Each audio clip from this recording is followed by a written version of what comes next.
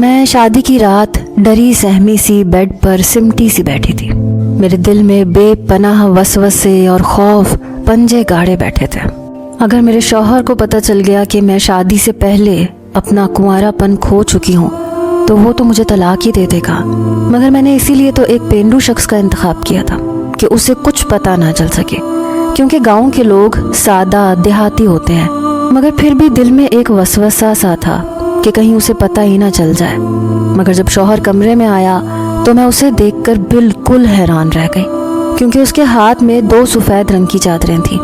اس نے وہ بیڈ پر بچھا دی جسے میں بالکل جاہل اور گنوار اور پینڈو سمجھ رہی تھی. وہ تو بڑا شاطر تھا اور چالاک نکلا، کیونکہ اس نے مجھے، میرا نام زارا ہے اور میں ایک بہت ہی بے باک اور ماڈرن قسم کی لڑکی تھی. میں ایک لبرل فیملی سے تعلق رکھتی تھی. ہمارا لاہور میں ایک بڑا سا گھر تھا، کیونکہ میرے بابا ایک بزنس مین تھے اور میں ان کی لاڈلی اکلوتی بیٹی تھی.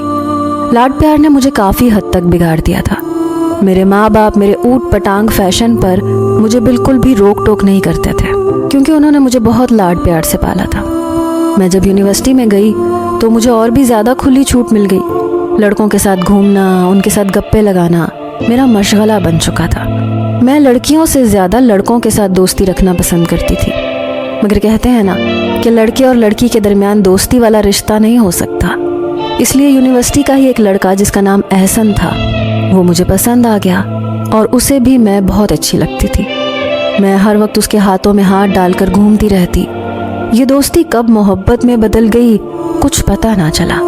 مجھے اس سے دھواں دھار قسم کی محبت ہو چکی تھی.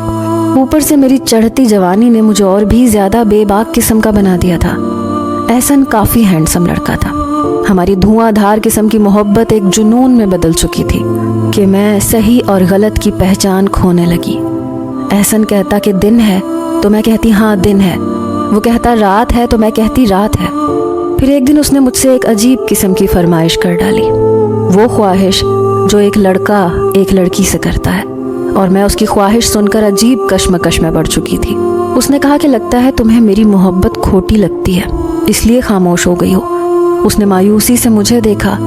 میں نے کہا احسن ایسی بات نہیں ہے، مگر شادی سے پہلے یہ سب کرنا نامناسب سا لگتا ہے. تم ایسا کرو نا، میرے گھر رشتہ بھیج دو، میں اپنے ممی بابا کو منا لوں گی، انہوں نے کبھی میری کوئی بات نہیں ٹالی.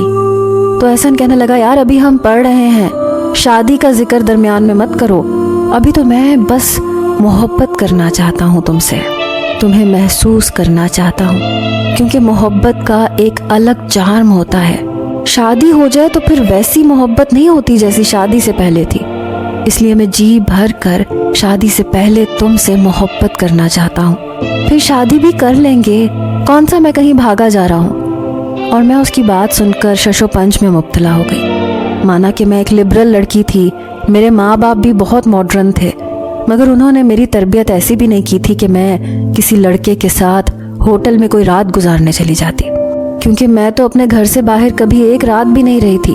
اور احسن کے سوال نے مجھے عجیب دوراہے پر لا کھڑا کر دیا تھا.